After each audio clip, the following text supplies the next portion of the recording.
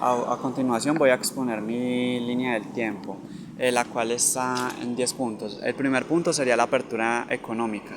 En 1990 el gobierno de César Gaviria lanzó la apertura económica, algo que pues se suponía que él iba por los ideales de su mentor Luis Carlos Galán, pero nos dimos cuenta de que no iba a combatir la corrupción. Siguió con sus propios ideales, lo cual era la apertura económica, la cual se hizo un consenso se llamó el consenso de Washington, desmanteló los aranceles y abrió las puertas a la importación extranjera, lo que afectó mucho la economía colombiana, puesto que las industrias y el producto campesino colombiano se vio muy afectado, puesto que ya tenían que competir con precios muy bajos, puesto que las importaciones no tenían aranceles altos. Entonces al producto externo le daba para competir contra el interno en precios más bajos, que el producto colombiano no podía competir contra eso, pues porque iban a tener pérdidas. Entonces esto llevó a tener un bajón en la economía colombiana.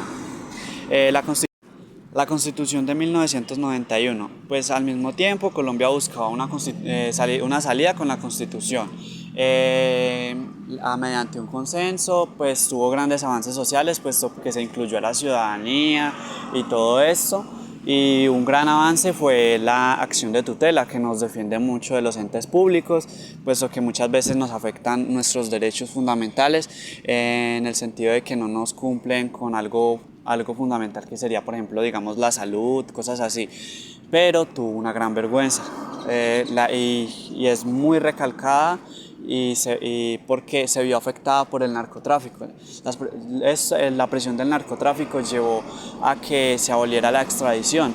Esto afectó enormemente, porque entonces ya los grandes capos que estaban buscados en varios países no iban a ser extraditados, sino que se iban a quedar acá en Colombia, y pues sabemos que en Colombia no tiene un sistema de justicia muy sólido como para decir que ellos iban a estar tras las rejas.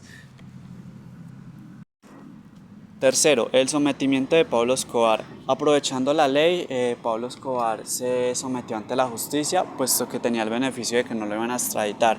Esto lo llevó a construirse una cárcel de lujo. Básicamente él mismo se recluyó en su propia cárcel, llamada La Catedral, en donde estuvo unos meses pues manejando sus negocios internamente, y ya después se fugó, y pues al fin y al cabo era su propia cárcel. 4. La muerte de Pablo Escobar. El capo más temido fue abatido en 1993, pero como no se creyó que después de su muerte fuera a haber paz, fue todo lo contrario. Sus negocios se fragmentaron en negocios más pequeños, lo que hizo que su negocio se extendiera más, afectando más a Colombia, puesto que ellos seguían manejando casi que directamente el país, era manejado por el narcotráfico, afectando demasiado la economía. Quinto, el proceso 8000. Aquí en este caso ya la impunidad era como una nueva norma, lo que nos decía que básicamente si vos tenías plata o dinero, podías quedar absuelto de cualquier delito del que se acusara. En este caso, básicamente quiere decir que el dinero del cartel de Cali financió la campaña presidencial de Carlos Ernesto Samper. Aunque él fue absuelto de esto quedó simbolizado como un hecho que marcó más, por así decirlo, la Constitución de Colombia, y en sí cómo se rige. Sexto, la publicación de la Virgen de los Sicarios. Esta era quedó inmortalizada, por así decirlo, en 1994, más que todo por la novela que sacó Fernando Vallejo, La Virgen de los Sicarios, una obra que retrató la violencia y el nihilismo de una generación de jóvenes en Medellín que estaban atrapados en el mundo del sicariato, pues porque según ellos era lo único que podían hacer, y no había forma de cambiar su destino, pero pues sabíamos que los jóvenes estaban equivocados. Séptimo, el recrudecimiento de la guerra. Mientras el Estado se debilitaba, las guerrillas se fortalecían, infligiendo duras derrotas al ejército. La guerra se volvió más cruel, con secuestros masivos, extorsiones, asesinatos, masacres. Básicamente las guerrillas se fortalecieron demasiado básicamente por algo que explicaré más adelante, pero lo voy a dejar acá. Se basaba mucho en el proceso de paz y pues sabemos que esto no ayuda mucho a que un país llegue a la paz total. 8. Ascenso del paramilitarismo. Los grupos paramilitares que antes operaban en las sombras se consolidaron a nivel nacional.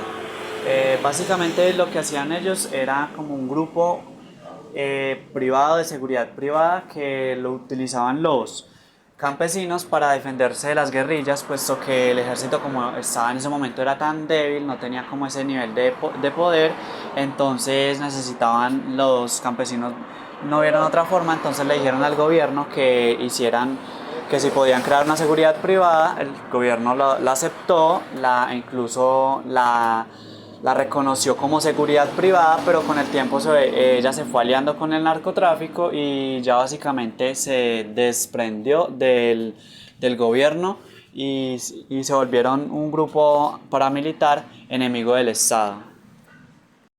Noveno, la elección de Andrés Pastrana. El nuevo presidente Andrés Pastrana apostó por la paz, pero su victoria electoral vino con un guiño a la guerrilla, básicamente porque se reunió con uno de los capos de las FARC, que era Tiro Fijo, demostrando que básicamente el poder seguía siendo gobernado por las guerrillas. El narcotráfico básicamente era el que dominaba y manejaba el país, el Estado dependía de las decisiones de ellos y quería decir que básicamente todos los grupos políticos se regían básicamente por ellos y no había forma de cambiarlo, pero pues ha cambiado un poco gracias a Dios.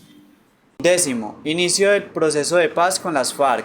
Para negociar, Pastrana desmilitarizó un vasto territorio al sur del país conocido como el Caguán.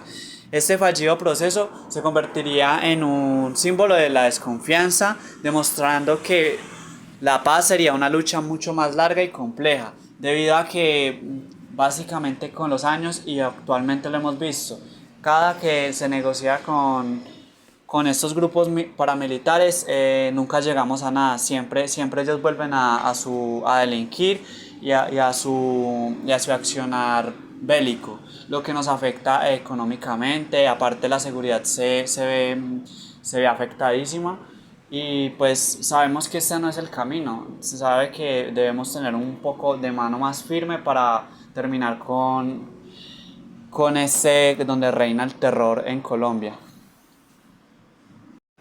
Esta sería mi línea del tiempo. Muchas gracias por su atención. Cualquier duda o inquietud que tengan sobre ella o alguna parte que no entiendan, mucho gusto me escriben y les explicaré.